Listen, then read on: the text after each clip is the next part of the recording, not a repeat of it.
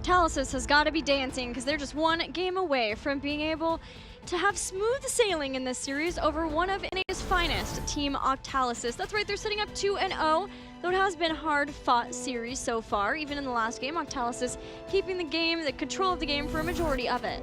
Yeah, it was until the very end, and then again, it goes from one death to another death, and then it seemed like they were defended against their keep. They chose to fight, and they actually had a good opportunity. I feel that fight could have gone either way, but again, HeroesHearth showing their resiliency in the later part of the games, and again, when Krillin gets on something like a Jaina, we saw the Planet Cracker have very good effect. It really has a major impact, and that late game damage was something I think that outside of the Sergeant Hammer, which is a much slower damage, just it felt stronger in those later team fights, and it was just too much to overcome for Octalysis, who instead of being 2-0 like they were in their last series, find themselves down 0-2. Now they're going to try to complete the reverse sweep. Yeah, the Planet Cracker was very versatile, trying to take out a bunker super fast so that somebody couldn't get the survivability through that until the team had taken someone out, or possibly even just to trade out with a lightning breath. You shoot your stuff this way, I'll shoot my stuff this way, and we'll do battle. Let's see if we get another Planet Cracker, because we're likely to get another Phoenix as we head to Towers of Doom, which is a HeroesHearth Esports choice, Octalysis having first pick. Yep, I think this is Octalysis trying to turn the tide a little bit. Obviously, having Matt pick the first two games, they're willing to give that up and see how they play around it. I don't know if we'll see Hammer again, but obviously Johanna is the name of the game. We saw HeroesHearth is more than willing to first pick a Johanna. I got a feeling Octalysis might not be the team to do that. So if they're not going to pick the Johanna, are they willing to give that up? And as you said, Ishbu played two heroes up until this point, Johanna and Diablo. There's been a whole heck of a lot of Johanna in these games, and I think you have to keep that in mind. Yes, Ishbu is very versatile in the tanks that he can play, but why not take away one of those maximum strength heroes that they've been using for these first few series of this phase? Well, as we saw in the last game, Justine plays a really good Diablo. So Diablo, if that's the feel, is that these two are super strong, because Diablo now functions in that he has so much self-sustain with his healing off of his Fire Stomp, then that may be something where if Justine doesn't feel like playing Johanna, he can still make sure that he can fight for a long time around the altars by having Diablo of his own. And I think I'm expecting maybe more of an aggressive draft this time around from the members of Octalysis. We've seen now 2 Sergeant Hammer games. They have not been successful, though they did a lot better in the last game. I'm wondering if maybe it's time to bring the aggression to HeroesHearth. It's almost like, you know that wheel that they sometimes use on EU? Mm-hmm. It's almost like you could just come up with like 20 different compositions, spin the wheel, and that's what you get from Octalysis. Because you say they might get more aggressive, and I think that that's 75%. But I think there's also a 25% chance they go something like Stitches and just stay back and see if they can get picks. That's what I expect out of Octalysis, is the unexpected. I think, again, that is one of the best and worst strengths of a team sometimes, is when you are too diverse for your own good. Yes, it works. Yes, it's strong. But again, this has been my #1 thing, and I'm glad you brought up the hero pool thing, because it is all over the place, and this is such a talented team. They are. They are. Mechanically gifted was the way that Ishbu described them, but still learning to play together. I think still finding their identity, which is why we see them be willing to play so much. These are flexible players. We're not saying that they can't play these heroes, not at all. But when you play so many different things, it's hard to hone in on what exactly your main strength, your identity as a team will be. I can say that word, identity. They are willing to do it. Yeah! They are willing to do it. Finally. Okay, so does HeroesHearth, do they pick Diablo this early? I think Blaze and Dahaka definitely have much higher priority on this battleground. I think whatever doesn't go over, Yrel obviously kind of the new priority as well. As you mentioned throughout the day, Divine Steed does really well when you're trying to contend with those double lanes, especially on a map like this, and even an invade on those bottom sapper camps. And I think that's something that's heavily considered, I think, in the meta now. Yrel has just changed a lot of that. It was Dahaka Blaze, and then you have to rotate mid lane for Blaze to contend for the potential global. Now we've got Yrel changing things up a bit, and we'll see the priority there. But HeroesHearth, finally, this is, I think it was 5 games in a row they've played Johanna from this weekend. Yes. 5 games in a row this weekend alone. It's the first time they're not going to be able to play it.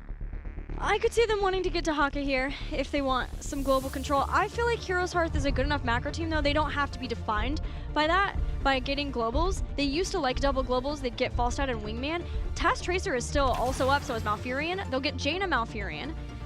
And that is a solid duo. HeroesHearth functions in getting these solid duos in draft and then building around it. Yeah, and I think one thing that we learned from earlier in the series, as much as we did see that Task Tracer previously, is that Arthalon can definitely run Tracer still himself. So if that is available and there are some squishy options on that backside, especially with the Deckard back there, and then you have a couple vulnerable targets, then all of a sudden Tracer might just come in at the end of this draft with that 5th pick on the side of Octalysis, or on the side of HeroesHearth, to counter Octalysis. So for Octalysis, I think they have to keep that in consideration unless they're putting that for a second ban, which right now would seem like a little bit of a reach.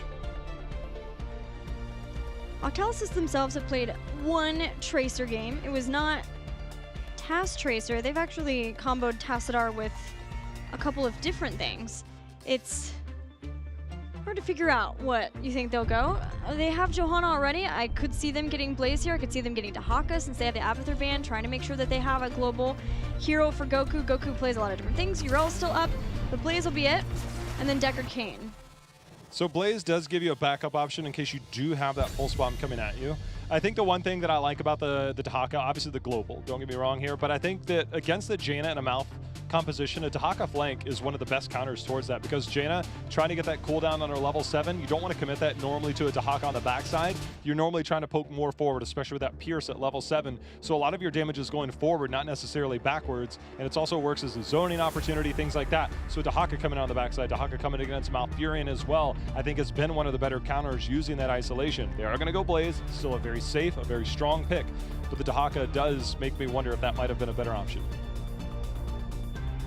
Yeah, with the Malfurion too and the roots, it's kind of who has what when you stock in, though too, otherwise not being able to get the value off of those drags. So Goku, instead having the Blaze, he could jet propulsion around the side and then just maybe hit the both of them. But no global there to change things up. HeroesHearth bans a hammer. Does Octalysis ban Diablo now? Do they feel like they need to ban? Ishbu can play other warriors, so I don't know if that's necessarily the best approach. Maybe something more, maybe they ban Dahaka now and just take away all hopes of a global. With Jaina being picked up, we know, I believe that is 99% certainty that despite any other hero, that still should be crawling no matter what.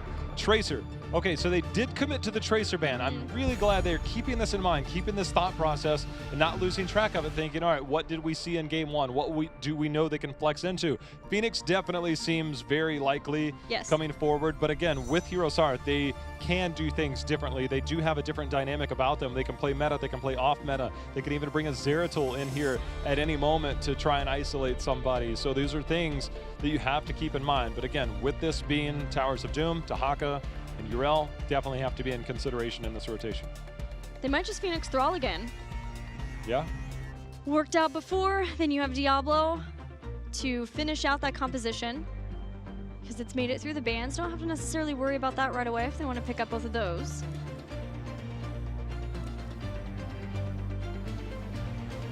Spending a good amount of time figuring this out. Phoenix, again, has had such a major priority. They go the Thrall, they're going to hold on to that Phoenix and see what might be the few damage dealers, because we don't have anything yet on the side of Octalysis. Well, that's likely a Urel that's McIntyre, which means Arthalon Thrall, they're going to get another tank. But it's always been that weird thing, is that McIntyre generally is the Thrall player no matter what, and as we saw at Mid-Season Brawl, then Arth would play Urel. Yeah, one of the two, but either way, they're going to get another tank with that, surely. Give a lot of frontline control.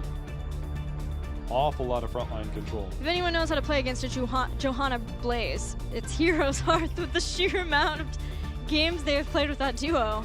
And it was McIntyre on that Thrall. I remember the first time we saw it was on Dragonshire. He used that as the counter towards a bunker. It's like, you're going to bunker, we're going to have the Earthquake right outside of it. The minute you come out of there, you might go into your hole, but you're coming out to a world of trouble. And I think that's one thing that they started to find out worked more and more. It started to become a more natural counter for them. So Octalysis, your damage, where's it coming from? I think there's a disruption here of some kind. They get Phoenix Li Ming. All right, so they take what was likely to be the Phoenix away, but anyway, we knew that there was almost certainly going to be another warrior behind that. So there's our draft. Lightning Breath slows, but if there's already a slow to kind of start that up with an Earthquake, do you make it out of there alive? And it also begs the question, we don't see APOC really. This is the one where APOC's slightly shorter cooldown, Lightning Breath slightly longer cooldown, and APOC to potentially cancel out a stay a while and listen is something that you could consider, but I don't think it's normally that threatening that it would warrant a change in heroics in that regard. Game 1, because we had Sergeant Hammer and Li Ming, we saw Dreaded play Li Ming, and it felt safe, playing very safe. And though we knew it was, a lot of that was having Muradin and Uriel on the front line, now we're seeing a switch up.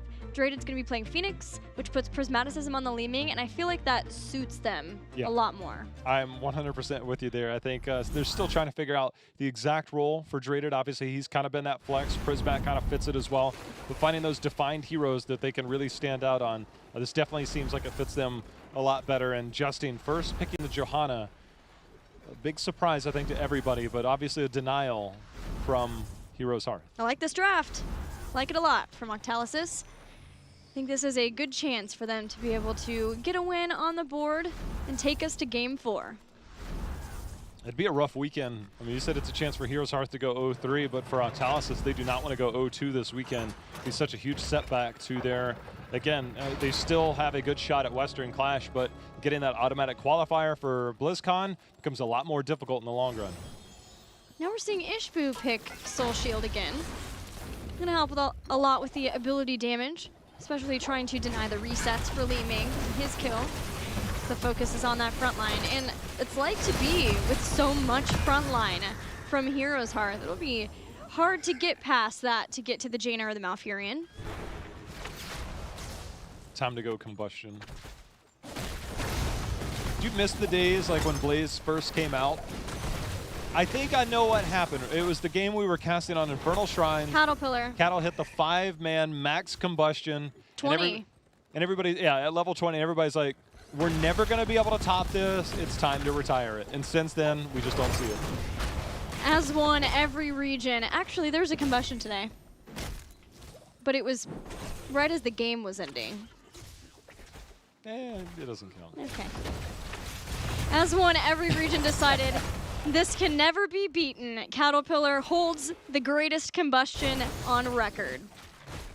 I mean, it's so clear in my mind how good that was. Yeah, that was my favorite play of part 1 of phase 1. Well, the early rotation, nobody looking to invade here. Again, you could see the rotation. I think the main thing that you have to keep an eye on there is Goku on that Blaze as we take our attention down here towards the bottom.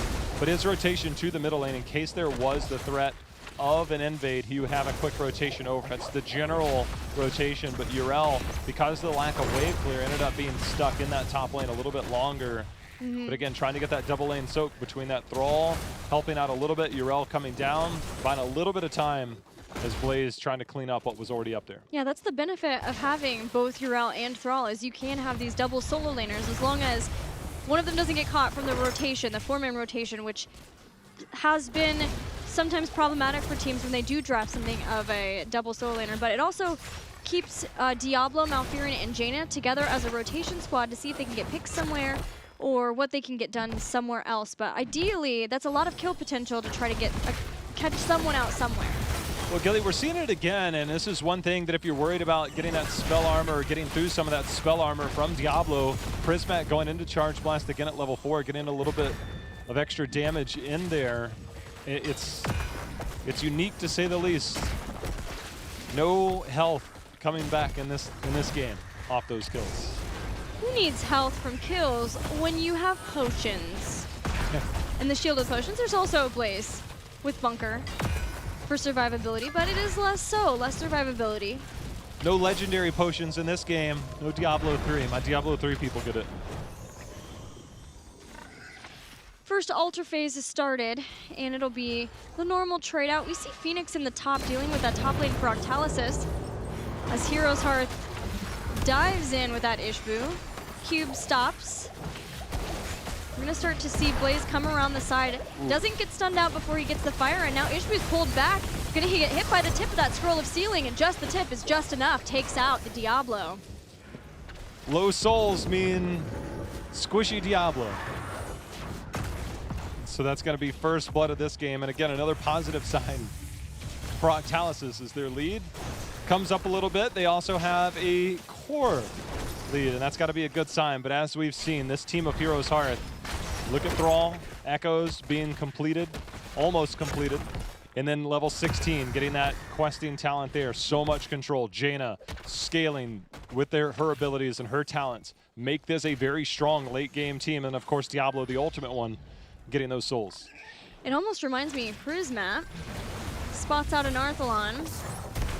With the orb. This is going to hit again. Wow. Doesn't need the dominance, but will drop the B step.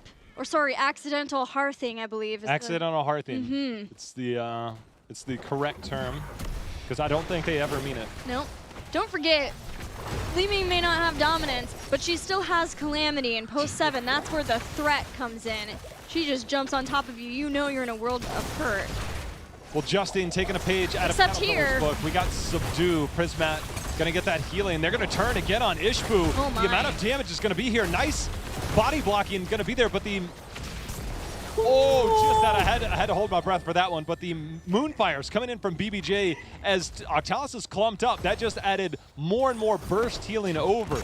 I will say, those 2 kills and the amount of control we've seen in these lanes, this is a full level lead almost on the side of Octalysis. I wondered if that Arsenal synergy kill would be there, as we've so often seen when people are retreating. But the amount of deaths and pressure that's been put onto Ishbu, he is slowly making his way in souls, but only sitting at 61 right now as the next altar phase is about to spawn. It's a single altar phase. Well, as I was going to say, Subdue picked up again. With this much melee, it makes it very easy to get value out of. As you can see, Crone continuing to land over and over against Justin, keeping control over that front line. Justin, again, did go the Iron Skin cooldown, but he's got to dodge one of these. And you know what else you get a lot out of? Combat advantage. That bonus damage on slowed targets. You've got a Blaze, Johanna, Deckard, Kane, plus Phoenix already. In that amount of melee, Phoenix is going to have a field day with that. Well, right now, we're going to see Johanna potentially rotate down. Heroes Hearth is going to try and soak that, but level 10 so close. Justin going to go in and get that wave. Blaze and Phoenix catching out the mid should get them a really strong push towards 10. Heroes Hearth recognize that. It's a great recognition by Octalysis to get that push towards 10. They're going to lock in Heroics and get themselves another altar. I'm expecting salvo from Draded. Planet Cracker was the last game, but yeah, same reason I talked about combat advantage. He should be able to hit a lot of people with that salvo, get the extra damage, and that sets up for the Li Ming resets. Another Lornado instead of stay a while and listen. One thing that'll be interesting is we see Disintegrate, and normally we saw with Phoenix, you fire one laser at me, I'm going to fire, or you fire some lightning at me, I'm going to fire a laser at you. Phoenix this time again with salvo, but Disintegrate on the other hand, that's another way to fire back if we do see Lightning Breath come out here from Ishbu. We're going to find out right now. 10 picked up by Heroes Hearth. Yeah, the difference is Prismat doesn't have that shield to tank up some of the Lightning Breath the same way, but maybe it'll work. We shall see. Heroics now available for Heroes Hearth. No Ring of Frost again, though it is Lightning Breath for Ishbu. I don't know if I've seen him play an APOC game. Here we go. Here comes Lightning Breath. It's putting out the damage. Draded going to go ahead and warp away. Buds keeping the heal up. Goku, however, going to get blocked on that. Does have the bunker available. That's going to go down for now. Disintegrate trying to get through, but we have the Earthquake in return. Earthquake, but the Blessed Shield went out and everyone's fine, except Justin as Ishbu dives back in. Here's going to be the Purification Salvo, and they're looking for those resets, but Justin is like to fall first. He lives for so long before finally falling. McIntyre uses Avenging Wrath, seeing if he can get more, but finding none, they'll take some altars instead. It was so close. That could have gone either way, but the timing definitely in favor of Heroes Hearth here. 20 seconds before this, still 11 seconds from now before Johanna is up. You do have a couple of defensive tools to poke some of this down, but your positioning right now is compromised because Heroes Hearth is pushing down this bot lane. Blaze going to do his best as Johanna now back. See if we get the trade or whether Blaze is going to be able to prolong this. Then we get the skirmish over one of these altars. Yeah, I think Octalysis just has to pick one and hang out at it and just wait until Johanna can get back in action. That's what they're doing. They give up bot. Malfurion channeled that one. And now BBJ can head up with the rest of the team. A lot of the heroics, though, are on the side of Octalysis. A lot was committed by Heroes Hearth not too long ago, so those heroics still nowhere near off cooldown. Most notably, the Tranquility 15 seconds away is going to be the closest, but Earthquake and that Ardent Defender still a ways to go. Mac has his Avenging Wrath charged up. Wanted to see if he could get the jump on anybody. Also has Aegis of Light, so can always use that to give protection to his team. They're trying to zone out Crowan. They're pinging it. They have all eyes on him, but Crowan makes his way down, gets a little bit of breathing room. Still a slight advantage in favor of Octalysis. We could see another familiar situation when it comes to that level soak. Not heroics this time, so nowhere near as bad, but Goku taking a bit of pressure there. No 13 yet, but Octalysis working towards it. It's really weird, though, for HeroesHearth because they want to stall out so they get those heroics back because they're key heroics. But then again, the longer they stall this, 13, it gets closer and closer for Octalysis. It's not the end of the world to have to give this up because they are not too far behind, but ideally they want to fight, and they're willing to do so. They dive in right now. Lightning Breath out, Justine walking away with a big hammer's gonna knock him back in. The Blessed Shield out in return, but the setup there by McIntyre, so clutch. Arthlon needs a lot of damage, but Draded unable to engage on that, and the entire time they had been working, Goku completely zoned out from the work of McIntyre. When it came time to engage, they rotated down and they took that fight, and Justine punished there. No bunker option to save him. Well, a slow start for HeroesHearth, and as with the past couple of games, it feels like HeroesHearth worms their way back into the game and then never lets go from there. And it'll be on Octalysis to take back the momentum if it's to be had again. Because now they get the Sapper Camp stolen away. They're going to take down some towers here. They get Yrel back into action with that Divine Steed to start soaking themselves up to 13. Now Octalysis is back in for the fight. Worm, wiggle, wiggle, wiggle. Yeah.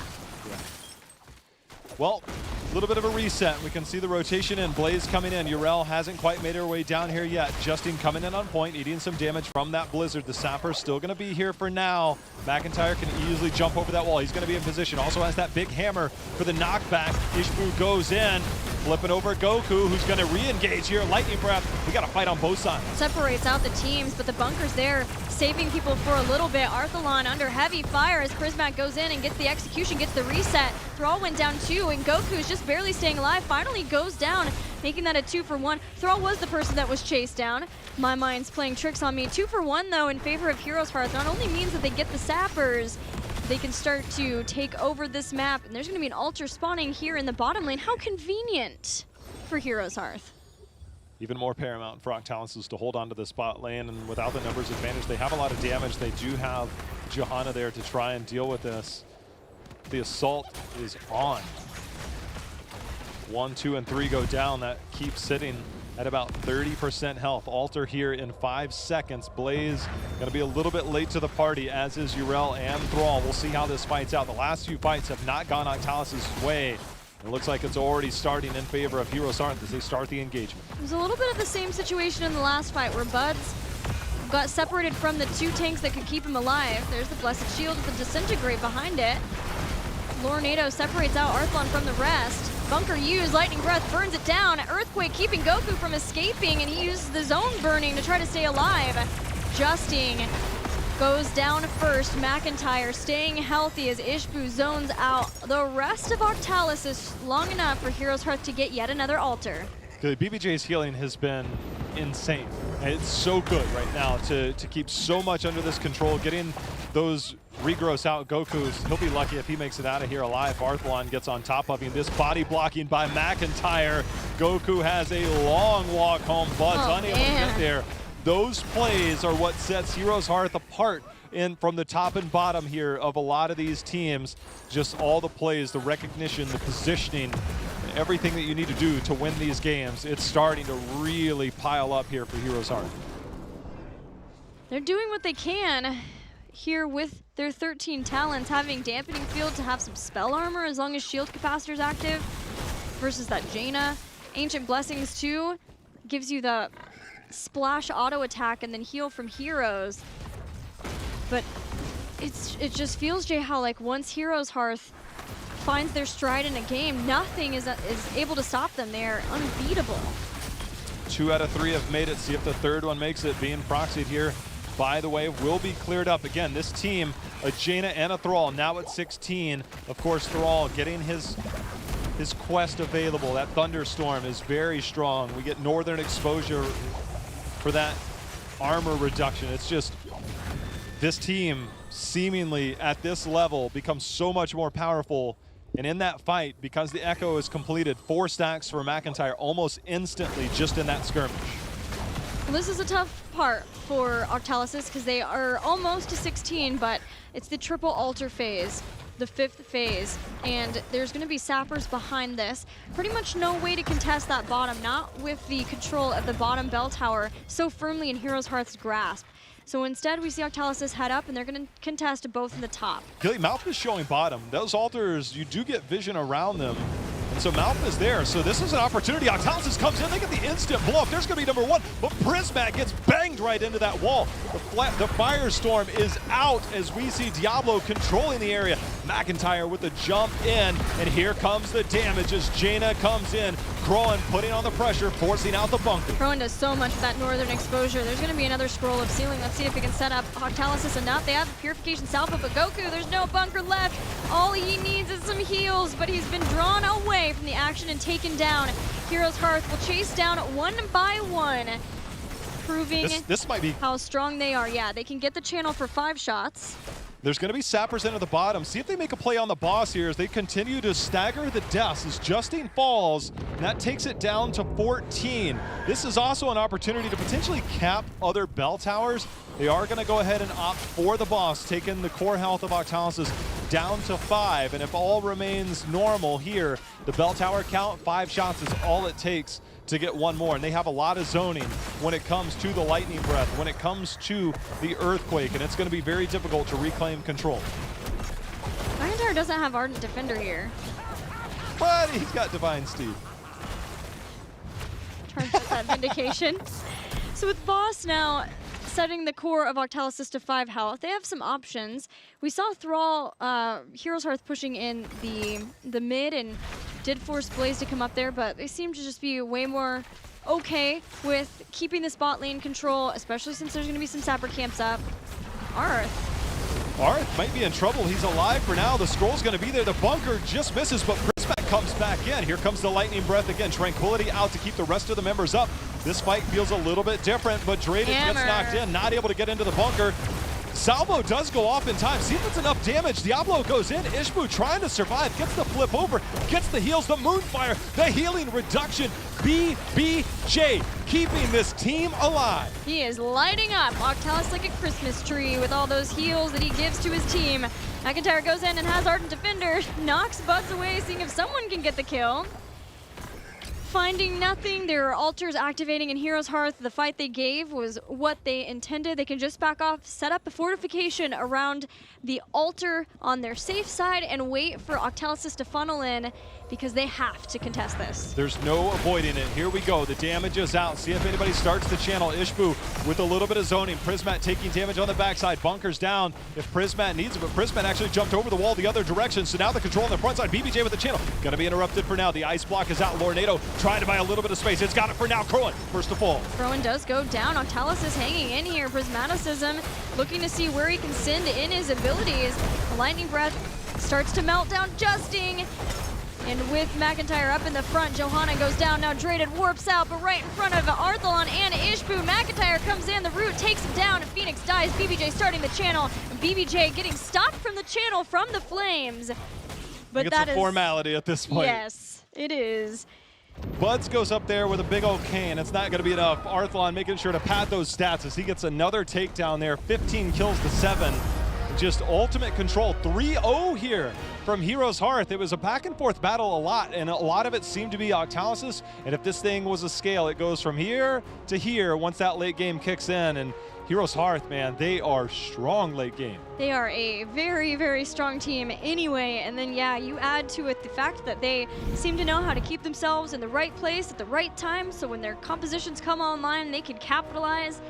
Things working out for HeroesHearth as they stick with Tempo Storm at 3 victories apiece throughout week 2 of HGC. The Moonfire value that BBJ got out of a lot of those team fights, because they went all in and Diablo just brought so much that gravitated towards him. It seemed like everybody should have died in there, but Moonfire after Moonfire after Moonfire, you just watch those health bars jump up And that was just such phenomenal play by BBJ, the timing of everything to keep things alive, knowing when to use his tranquility, when not to. Yes, they suffered a few deaths, but it was not due to lack of trying. And some of the most clutch moments kept his team alive. That was impressive to watch there from HeroesHearth. Whole team played very well.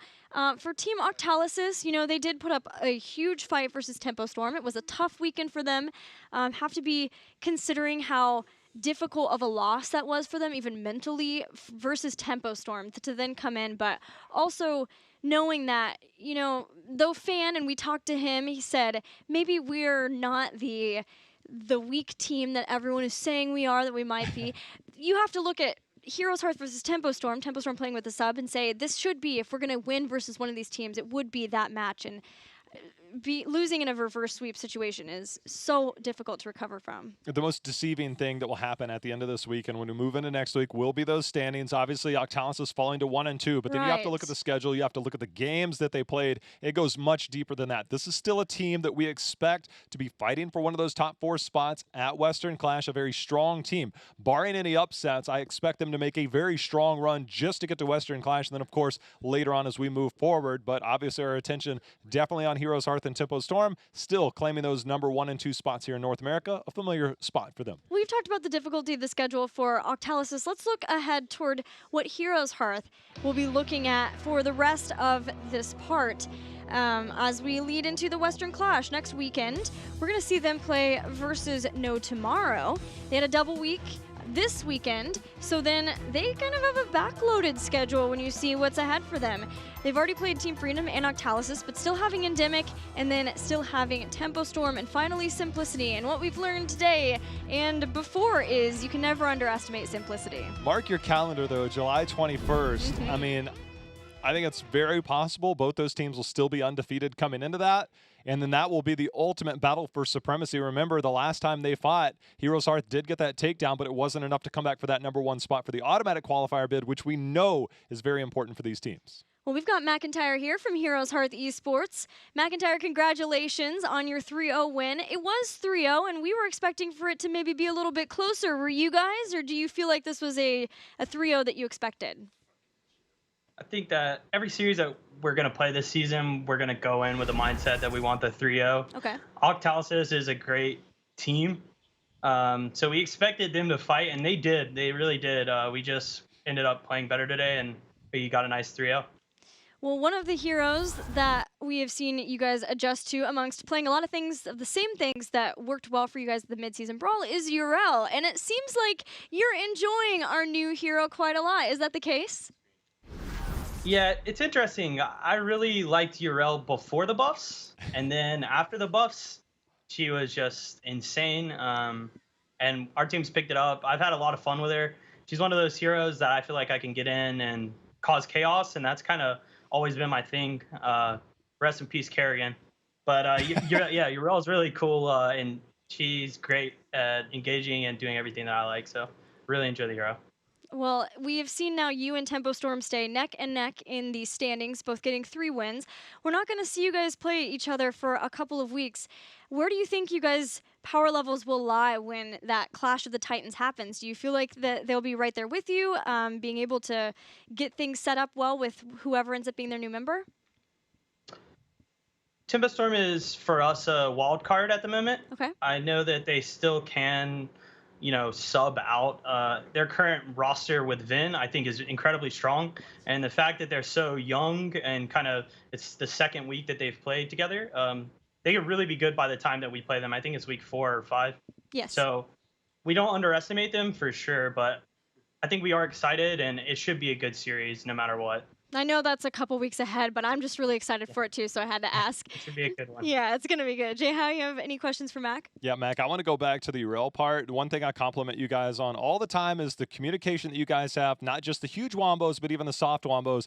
I watched you come up on Volskaya, up that mid lane, and hit that big hammer into a scroll of ceiling. These are 2 of our newest heroes, but you guys already have the communication and synergy. At what point do you discover, hey, wait a minute, this is easy, and you guys pull that off? It looked, you know where I'm talking about, into that scroll in that mid lane? Yeah, for sure. That was sick. And how do you develop that so quickly?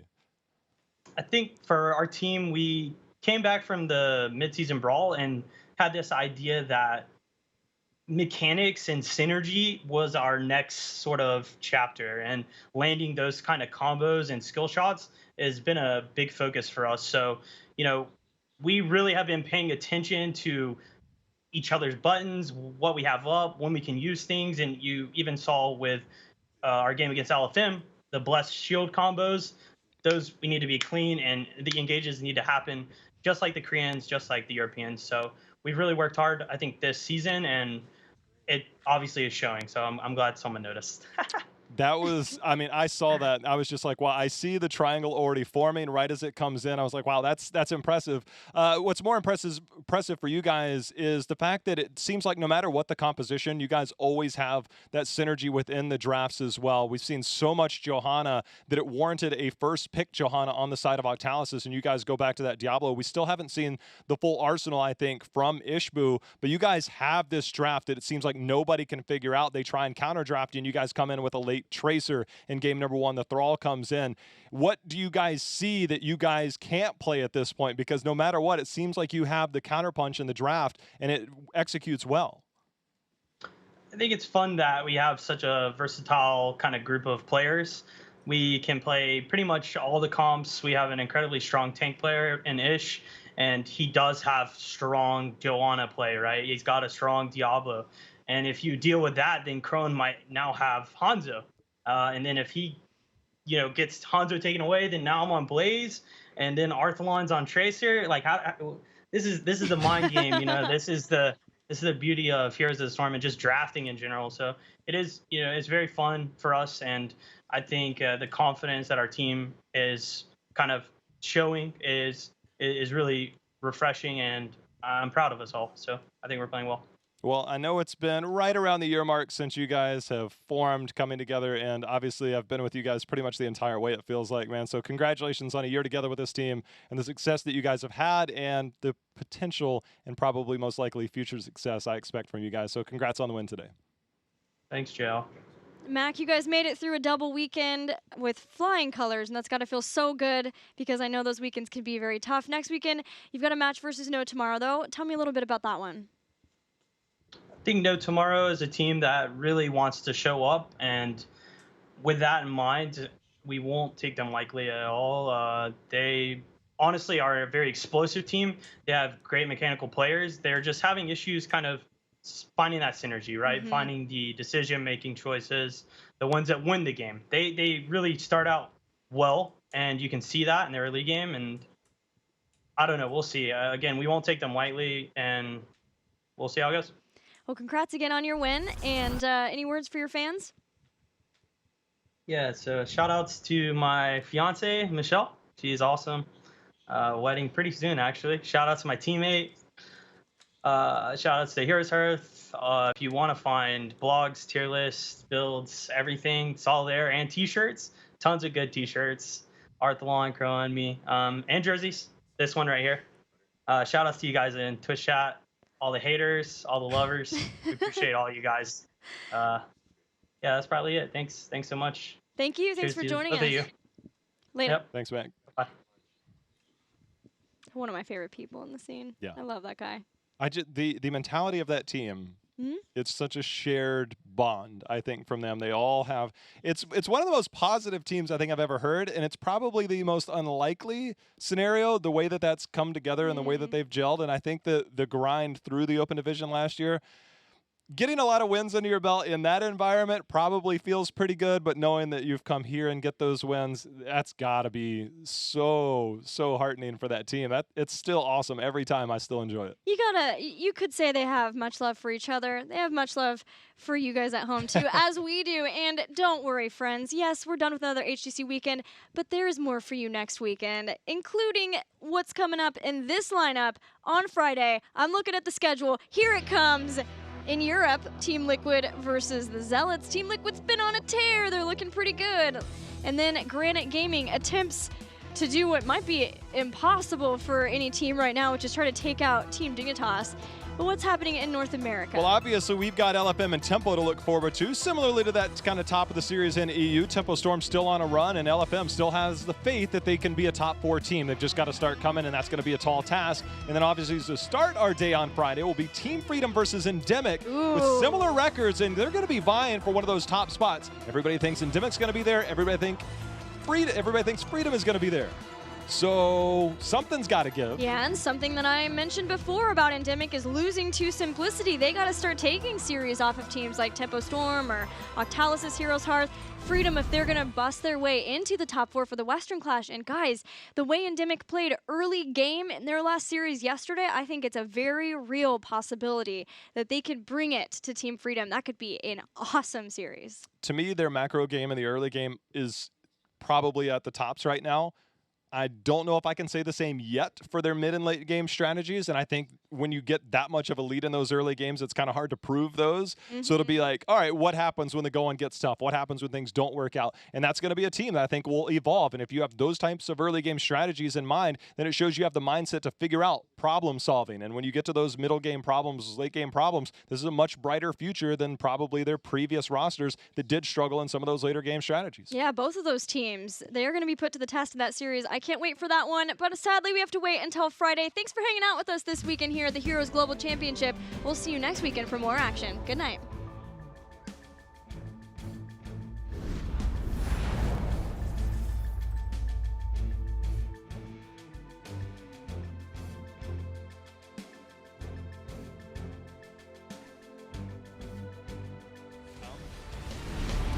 Ardwan's going to move in through the top.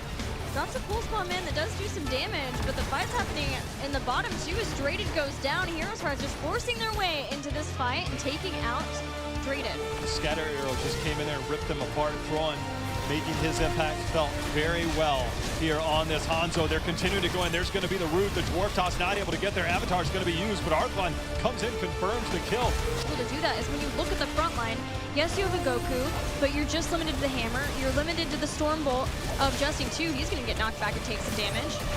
And then a root from Goku, but Buds is wanting to stay back because he's Deckard Cain, and last time if HeroesHearth engaged, they're going to get that kill. They have proven that. So it's very difficult for them to be able to get a kill whenever someone steps forward off of Justin. Arthon coming in for the flank. That's going to be enough. Prismat's going to fall. Beautifully executed there by HeroesHearth. It's so significant. The Protector wants this keep, but they're going to end up losing the Protector. Justin looking to reinitiate. There's going to be the domination, but the knockback is going to save the life of one of the members of them.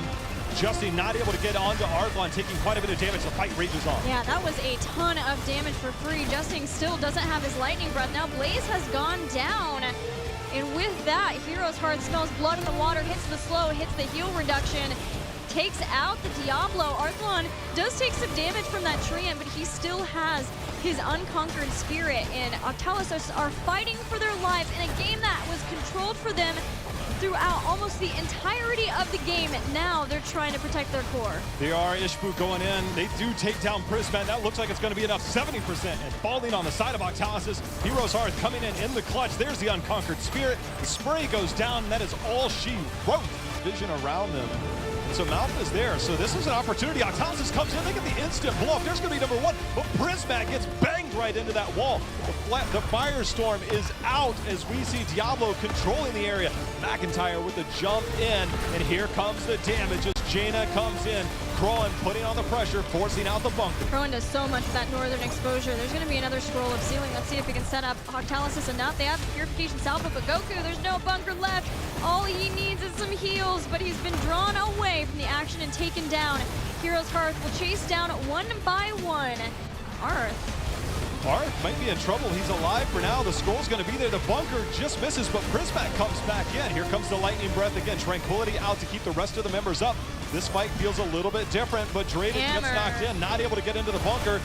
Salvo does go off in time. See if it's enough damage. Diablo goes in. Ishbu trying to survive. Gets the flip over. Gets the heals. The Moonfire. The healing reduction.